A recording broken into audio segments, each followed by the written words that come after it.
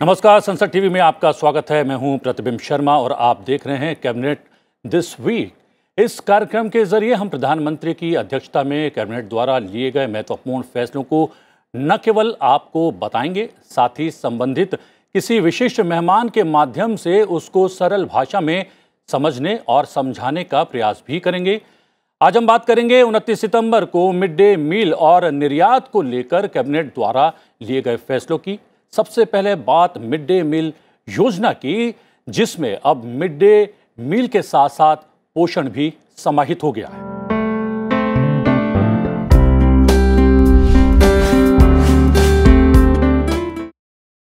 प्रधानमंत्री नरेंद्र मोदी की अगुवाई में बुधवार को हुई केंद्रीय कैबिनेट की बैठक में कई अहम फैसले लिए गए।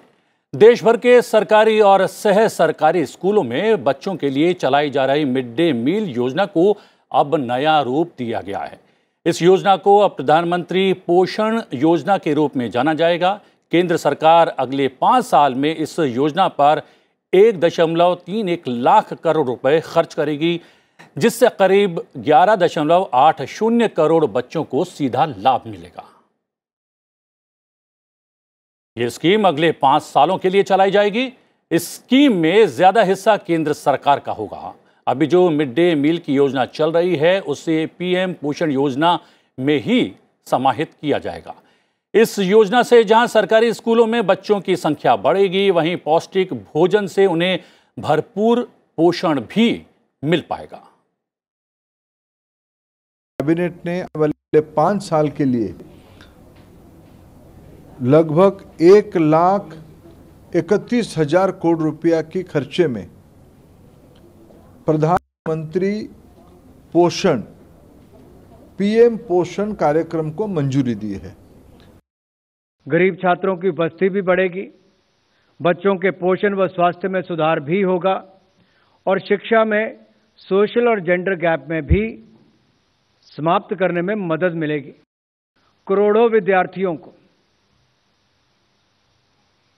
दोपहर का भोजन भी मिलेगा और 5 वर्ष तक चलने वाली पीएम पोषण में 1,31,000 करोड़ रुपए का व्यय होगा।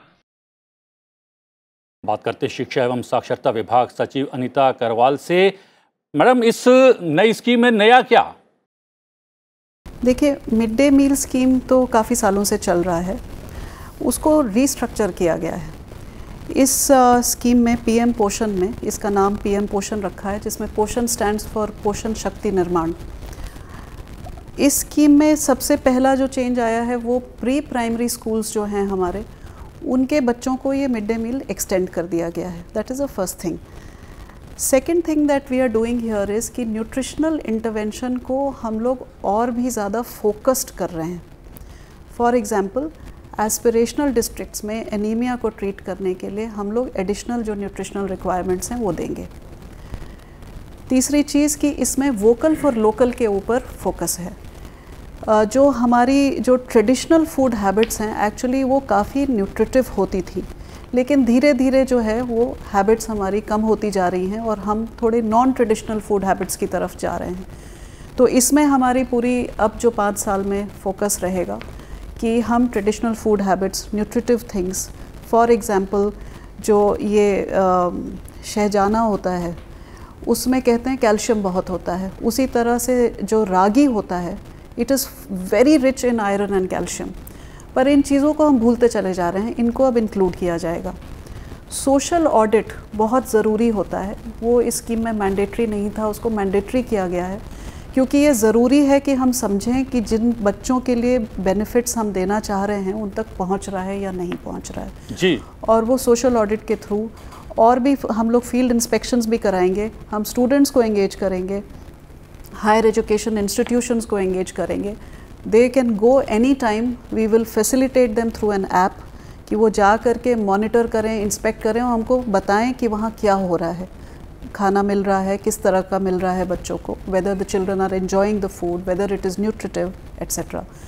तो इस तरह से और भी 4-5 काफ़ी चीज़ें हैं इसमें जो हम लोग इसको थोड़ा रीस्ट्रक्चर कर रहे हैं with focus on nutrition. School nutrition garden है तो उसमें बच्चे भी इन्वॉल्व होंगे।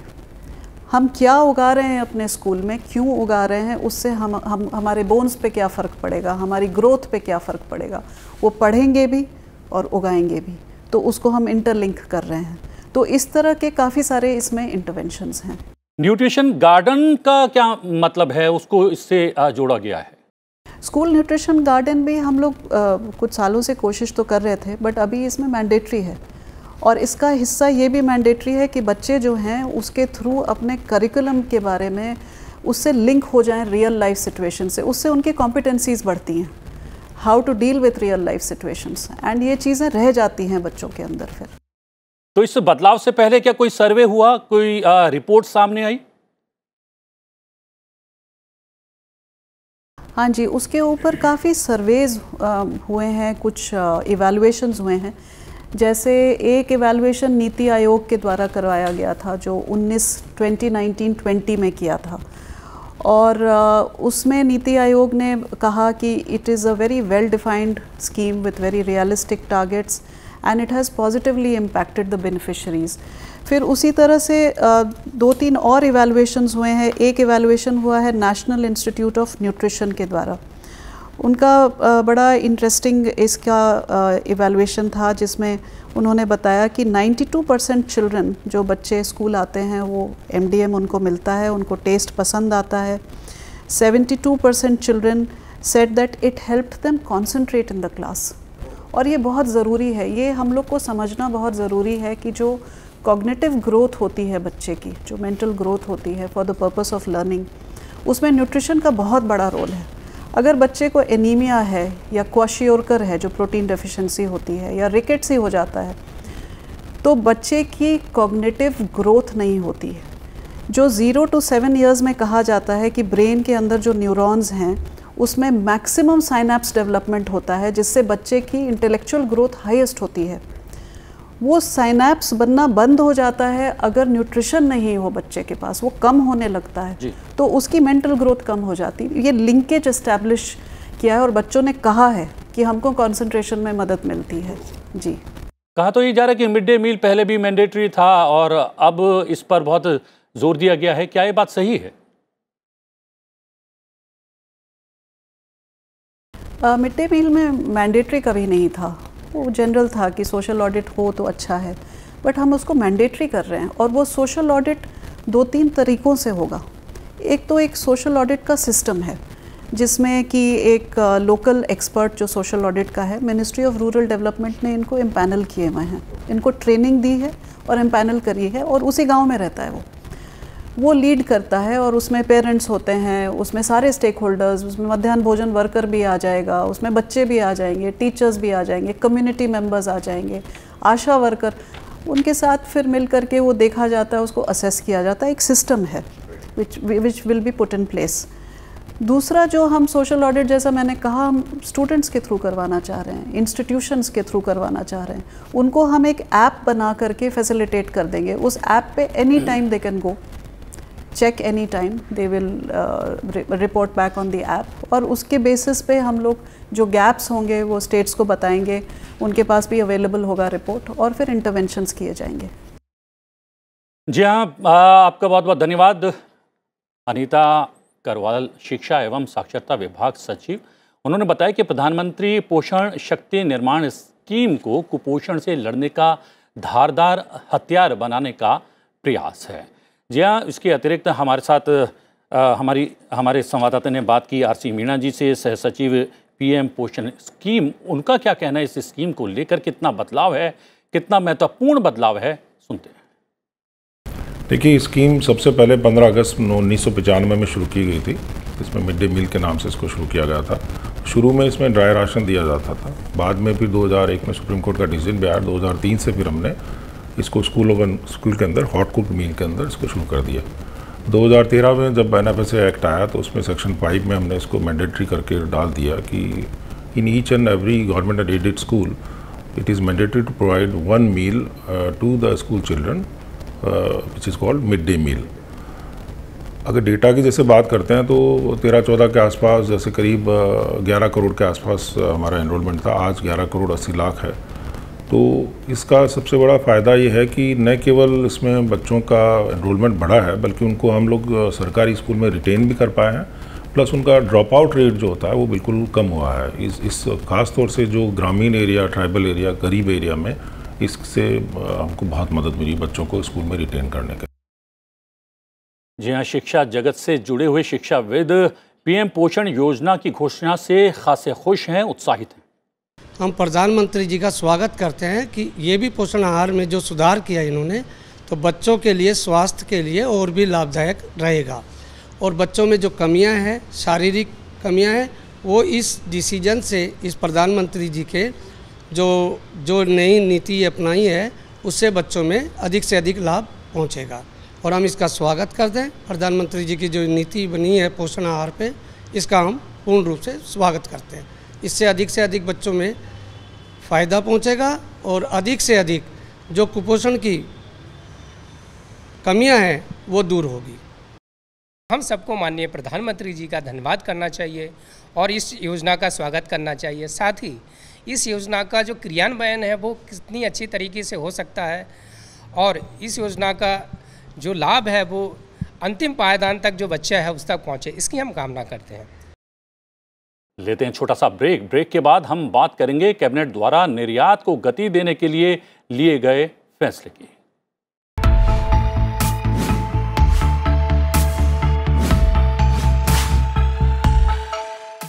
ब्रेक के बाद कैबिनेट दिस वीक में आपका स्वागत है और अब बात करेंगे निर्यात को कवच की।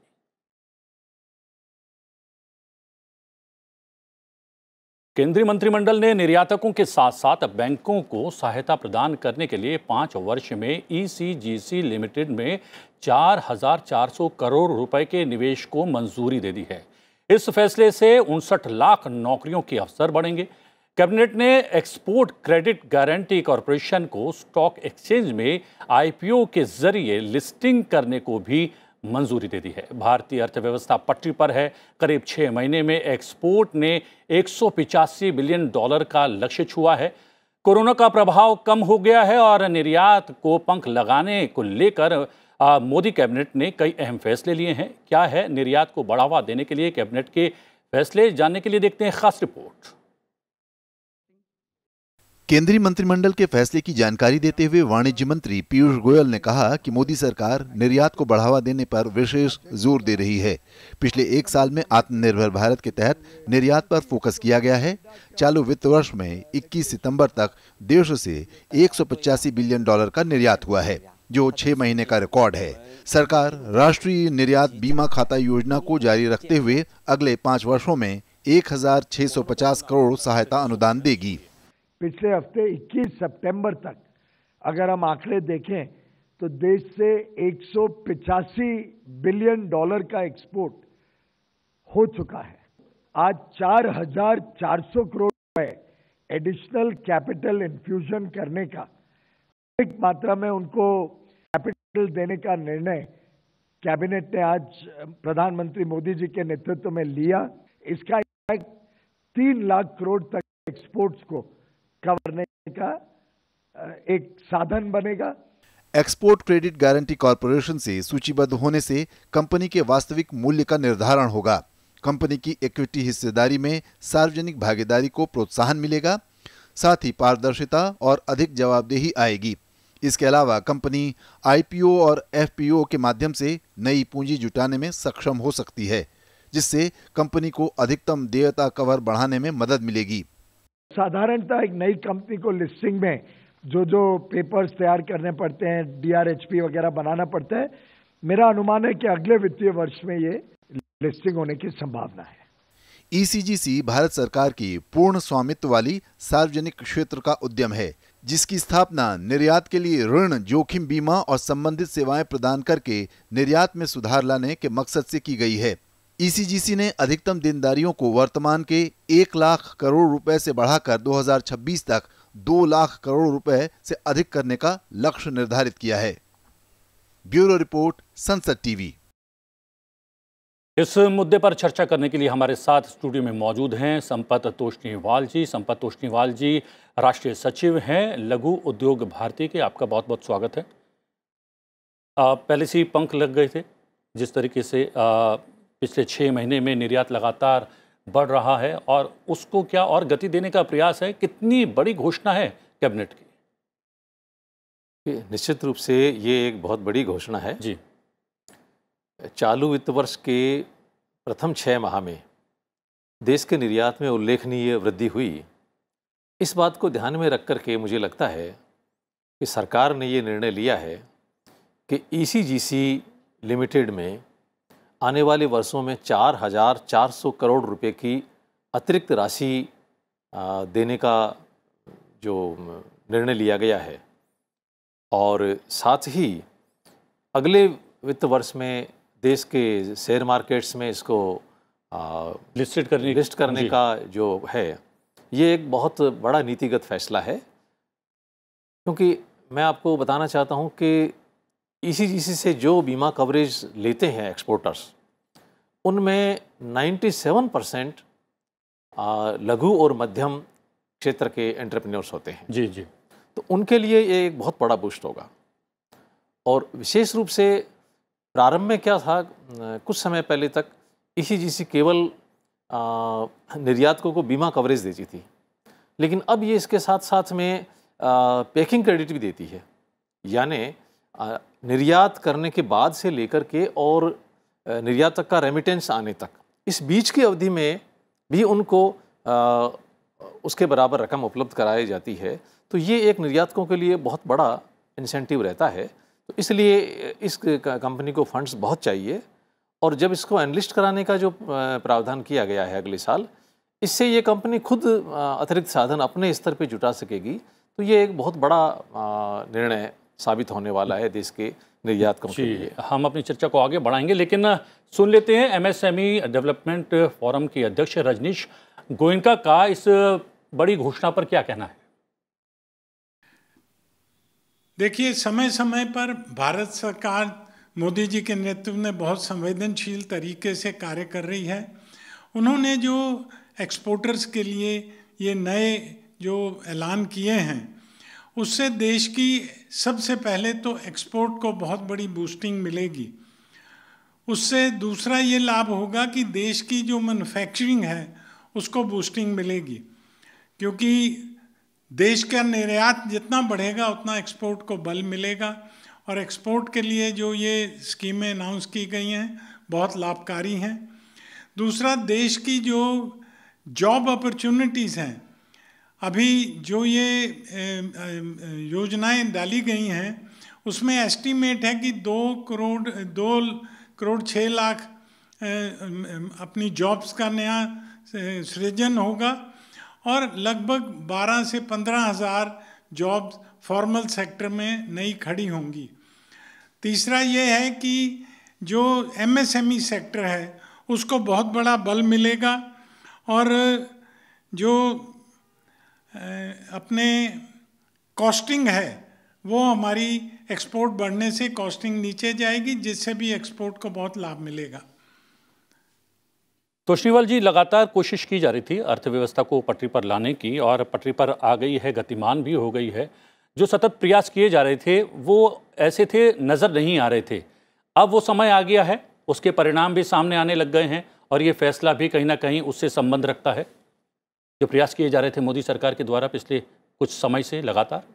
निश्चित रूप से एक्सपोर्ट का बढ़ना हमारे एमएसएमई सेक्टर के लिए, आत्मनिर्भर भारत की संकल्पना के लिए और देश की अर्थव्यवस्था के लिए एक बहुत ही महत्वपूर्ण ये फील्ड है जी। और इसको बढ़ावा देने के लिए ये जो निर्णय लिया गया है, ये निश्चित रूप से बहुत ही स्वागत योग्य निर्णय है। लघु उद्योग भारती इसका बहुत स्वागत करती है।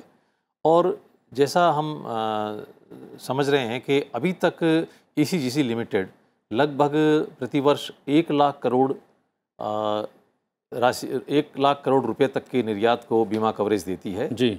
इसके बाद में इसकी क्षमता इतनी बढ़ेगी कि जैसा कल मंत्री जी ने भी अपनी घोषणा में बताया है कि 2025-26 तक ये 2 लाख करोड़ रुपए से अधिक के निर्यात को बीमा कवरेज देने में सक्षम होगी। और एक महत्वपूर्ण बात ये भी है कि अनेक भारतीय कंपनियों द्वारा विदेशों में अनेक परियोजनाओं का निर्माण स्थापना की जाती है, उसके लिए भी विशेष प्रावधान किया गया है कल इसमें कि उन परियोजनाओं को भी फंडिंग की जाए ECGC के माध्यम से। तो ये बहुत ही स्वागत योग्य निर्णय है। जी, इससे मैन्युफैक्चरिंग भी बढ़ेगी। अभी गोयनका जी ने भी इस बात पर जोर दिया, लेकिन क्या मैन्युफैक्चरिंग के लिए कुछ और चुनौतियां हैं जिस पर काम करना ज़रूरी है? और आपसे जब बात हो रही थी आपने ये भी कहा था कि अब जो है ये बड़ा फैसला तो ले लिया गया है, लेकिन ये पूरा फैसला बैंक्स पर छोड़ दिया गया है। बैंक्स पर ना छोड़कर कोई नया सेल बनाया जाए, कोई नया डिपार्टमेंट बनाया जाए जो इस पूरे मामले को देखे, तो ज़्यादा क्या इसकी रनिंग थोड़ी सी स्मूथ हो सकती है? देखिए, कल सरकार का एक जो महत्वपूर्ण निर्णय था, आपात ऋण सुविधा गारंटी योजना जी, यानी ECLGS, जिसकी शुरुआत कोरोना प्रथम लहर के बाद में कोरोना से जो हिट MSME सेक्टर था उसको बढ़ावा देने के लिए की गई थी। तब 4,50,000 करोड़ रुपया इसके लिए रखा गया था। सरकार ने कल इसमें बहुत महत्वपूर्ण जो है सुधार किए हैं। ECLGS की जो अवधि थी उसको 6 माह के लिए बढ़ा दिया गया है। इसकी जो वितरण की तिथि थी उसको बढ़ा करके 30 जून 2022 तक कर दिया गया है। और इसमें जो एलिजिबिलिटी का क्राइटेरिया था वो भी बढ़ा दिया गया है। जो कभी प्रारंभ में 5 करोड़ रुपए तक के ऋण पर था, उसको सरकार ने ग्रेजुअली बढ़ा करके अब 200 करोड़ रुपए के लोन तक उसको अब वो एलिजिबल हो गए हैं एंटरप्रेन्योर। तो और मैं समझता हूँ कि सरकार ने ये जो कोरोना की दूसरी लहर थी उससे प्रभावित जो MSMEs थे उनको राहत देने के लिए ये काम किया है। और एक महत्वपूर्ण बात मैं कहना चाहूँगा कि पिछले दिनों लघु उद्योग भारती ने देश की वित्त मंत्री जी निर्मला सीतारमण जी से मिलकर के ये सारे सुधार करने की मांग की थी। अच्छा, ये सारे बदलाव करने की। और मुझे ये कहते हुए बहुत खुशी है आपके चैनल के माध्यम से कि सरकार ने लघु उद्योग भारती की इन सारी जो है निवेदन को पूरी तरह से स्वीकार किया। ये बहुत अच्छी बात है। आपने एक बहुत महत्वपूर्ण बात पूछी कि इसमें और क्या सुधार की आवश्यकता है, क्या गुंजाइश है। मैं आपको एक बहुत महत्वपूर्ण बात सरकार तक पहुंचाना चाहता हूं लघु उद्योग भारती की तरफ से। इस योजना का जो मसौदा पत्र था उसमें यह कहा गया था कि ये स्कीम बनाई गई है to incentivise the bankers, banks को इंसेंटिवाइज करने के लिए। उसका सीधे सीधी भाषा में अर्थ क्या है कि बैंक के पास एक क्राइटेरिया था SMA 1 और 2 अपने अकाउंट्स को डिफाइन करने का। SMA का मतलब हुआ स्टैंडर्ड मॉनेटराइज्ड अकाउंट्स 1 और 2। बैंक अपने हिसाब से, अपने पैरामीटर्स के हिसाब से उसको देखे। इस आधार पे बैंक तय करेगा कि एक निश्चित तिथि को इस एंटरप्रेन्योर के पास में इतना लोन था और अब इसको इतनी अतिरिक्त लोन की, एडिशनल क्रेडिट की आवश्यकता है। तो ये पूरा बैंकों के विवेक पे छोड़ दिया गया कि आप जिसको जितना देने की आवश्यकता समझते हैं दीजिए। यहाँ पर एक बहुत बड़ी खामी है जिसकी तरफ मैं सरकार का ध्यान आकर्षित करना चाहता हूँ। देखिए, बैंक जब अपने विवेक से लोन देते हैं तो बैंक कई बातों का ध्यान रखते हैं। बैंक को लोन की रिकवरी भी चाहिए, बैंक अपने कोलेटरल सिक्योरिटी का भी अंदाज़ा लगाता है, बैंक उस लोनी का पुराना व्यवहार भी देखता है। इसमें क्या होता है कि जिस मकसद को लेकर ये योजना बनाई गई थी उसमें कई पात्र इसके लिए जो हैं उनकी पात्रता और उनकी आवश्यकता, मेन बात ये वो पीछे रह जाती है। लेकिन एक बात यहाँ पर गोयनका जी ने और भी कही थी। उन्होंने कहा कि इससे रोजगार भी जनरेट होगा। रोजगार बहुत बड़ी मांग है, बहुत आवश्यकता है इस वक्त। निश्चित रूप से रोजगार तो सीधा सीधा प्रभावित होगा। मैं ये कहना चाहता हूँ कि इस ECLGS स्कीम को इम्प्लीमेंट करने के लिए, एक इसको रेगुलेट करने के लिए एक प्लेटफॉर्म होना चाहिए जी।